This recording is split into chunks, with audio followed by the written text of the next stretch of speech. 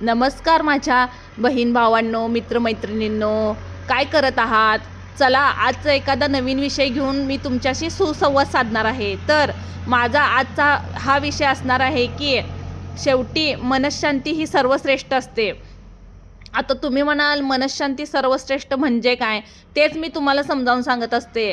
जेव्हा आपल्या जीवनामध्ये बऱ्याच काही गोष्टी घडून जातात, घटना घडून जातात, काही अनपेक्षितपणे आपल्याला धक्के मिळतात, काही त्रास मिळतो, काही व्यक्तींकडून आपल्याला अपमानास्पद जीवन दिलं जातं किंवा त्या आपला फक्त उपयोग करून घेतला जातो. नाना प्रकारे आपल्याला कसं त्रास होईल हे बघितलं जातं. त्यावेळेला आपण अगदी खचून जातो. एवढं खऱ्यानं राहून, एवढं चांगलं वागून आपल्या जन्मात काय अर्थ आहे असं आपल्याला वाटतं. पण आपण देवाची मुले असल्यामुळे किंवा देवाने आपल्याला निवडलं असल्यामुळे आपण म्हटलं तरी आपण चुकीच्या मार्गाला जाऊ शकत नाही. मग अशा वेळे आपल्या मनामध्ये खूप प्रश्न पडतात.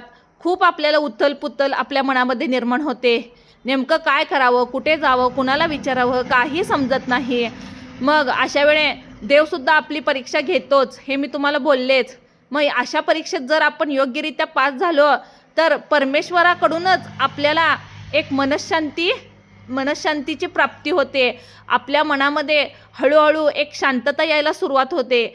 सगळ्यांकडे बघण्याचा समान दृष्टिकोन आपल्याला हळूहळू प्राप्त होतो. हा मोठा, तो गरीब, हा श्रीमंत असा भेदभाव शक्यतो आपल्यात राहत नाही.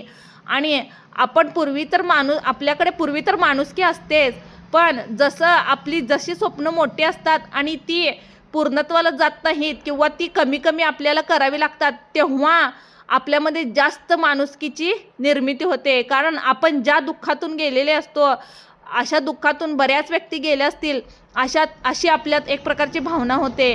आणि आपल्या हातून चुकान घडल्या, ज्या व्यक्तींवर आपण डोळे झाकून विश्वास ठेवलो म्हणून आपल्याला त्रास झाला, तसा त्रास आपल्यासारख्या स्वभावाच्या म्हणजे जे मनाने शांत आहेत, निर्मळ आहेत अशा व्यक्तींना होऊ नये म्हणून आपण प्रयत्न करतो, त्यांना समजावून सांगतो, त्यांना चांगले सल्ले देतो. तेव्हा आपल्यामध्ये एक प्रकारची आत्मिक शांतता निर्माण व्हायला सुरुवात होते.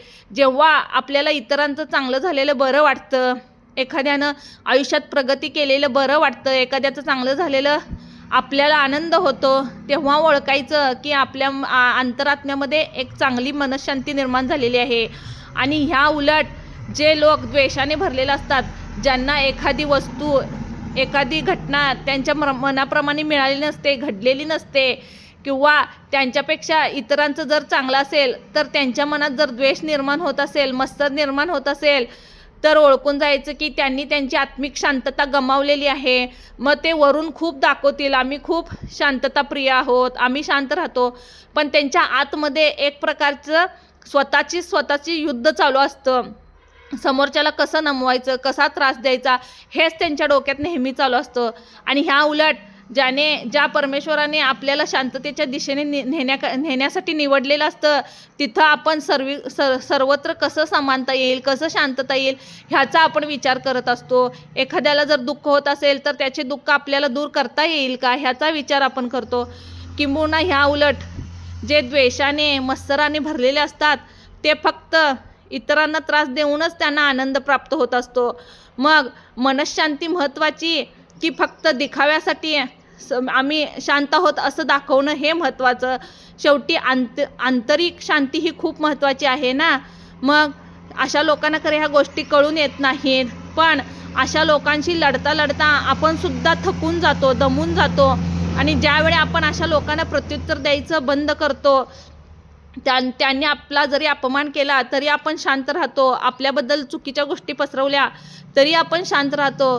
कारण आपण अशा लोकांनी एवढी वाईट शक्ती आपल्याकडे नसते.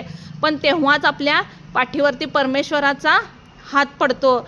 आपण शांत राहून सुद्धा आपल्याला थोड्या दिवस वाईट वाटतं, पण नंतर आपल्याला एक प्रकारची आत्मिक शांतता निर्माण व्हायला सुरुवात होते.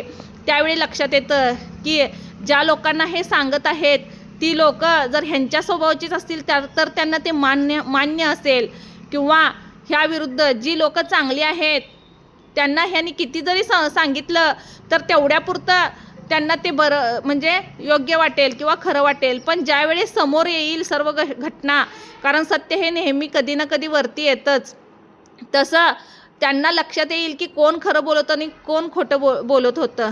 आणि ह्या सगळं लोक काय म्हणतात, समाज काय म्हणतं, ह्यापेक्षा आपण आपल्या आत्म्याशी प्रामाणिक आहोत ना, आपण केलेलं योग्यच आहे ना, हे जेव्हा आपल्याला माहिती असतं त्यावेळी इतरांना सांगत बसावं आपल्याला असं वाटत नाही. मग त्यावेळी आपल्यामध्ये एक प्रकारची आत्मिक शांतता यायला सुरुवात होते. जे आहे जसं आहे तेवढं आपल्याला बरं वाटतं. आणि जर जास्त काही हवं असेल तर आपण ते इतर लोक कसं यशाच्या मागे पळतात म्हणजे काय, गाडीत बसून पळत नाहीत, पण जरासुद्धा त्यांनी आत्मिक शांतता बाळगत नाहीत. एखादी गोष्ट पाहिजे ना, रात्रंदिवस त्याच्या पाठीमागे पळतात आणि आत्मिक शांतता गमावून बसतात. मग तुम्ही म्हणाल काय, मिळवायचं आहे म्हटल्यावर पळायला हवं, पण टप्प्याटप्प्यानं शांततेनं एखादं टार्गेट आपल्याला गाठायचं आहे.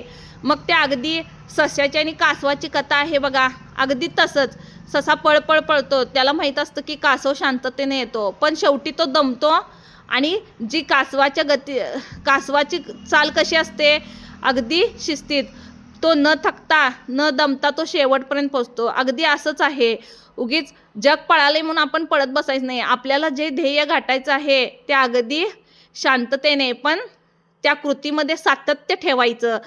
कोणतंही यश मिळवायचं असेल तर त्यात सातत्य हवं, पण अगदी शांत पद्धतीने जायचं, हळूहळू करायचं. एकदम करून सगळंच आपल्याला प्राप्त होईलच असं नाही, आणि त्यात कोणत्या पद्धतीने कसं नुकसान होईल हे सांगता येत नाही. म्हणून प्रत्येक गोष्टीचा सारासार विचार करून, सारासार अभ्यास करून, सगळ्या गोष्टीचा विचार करून मगच कोणत्याही गोष्टीत आपण कोणताही निर्णय घ्यायचा, बरोबर ना. म्हणून ह्यासाठी आत्मिक शांतता खूप गरजेची आहे.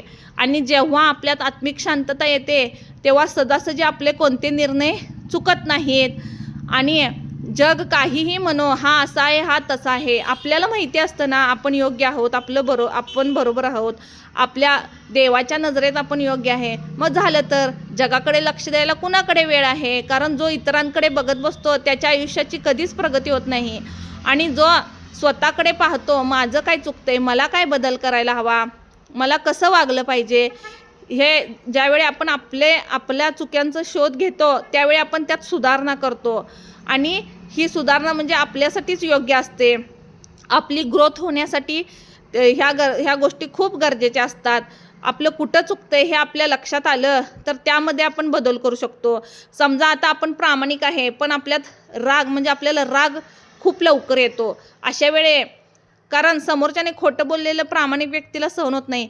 पण लगे आपण रिॲक्ट न होता तेच आपण शांततेनं थांबून थोड्या वेळाने जर पटवून दिलं किंवा थोड्या वेळाने रिॲक्ट झालं तर कितीतरी भांडणाचे प्रसंग टळू शकतात. आपल्या रागावर आपल्याला हळूहळू का असेना पण ताबा आणायला हवा. आणि हो, हे लगेच जमेल असं नाही, कारण तरुण वयातील मुलामुलींना तर हे जमणं अशक्य आहे. कारण त्यांचं वय म्हणजे घोडा कसा पळतो ना, अगदी तसंच असतं, वाऱ्यासारखं इथून तिकडं तिकडून इकडं. कारण चंचलपणा ह्या वयात जास्त असतो. पण जसं जसं वय वाढत जातं तसं एक प्रकारचा पोक्तपणा येतो. त्यावेळी चूक बरोबर ह्या गोष्टी कळत असतात. पण तेव्हाही आपल्यात जर कलीचा प्रवेश झाला नसेल तरच आपल्याला सगळ्या गोष्टी करतात. कारण बरीच लोक वयानं मोठे होतात पण बुद्धीनं छोटीच राहतात. वयानं मोठे असून, अनुभव असून सुद्धा त्यांच्या हातून चुका घडतात. म्हणून आधी हे बघणं गरजेचं आहे की आपल्यात परमेश्वराचा वास आहे की कलीचा.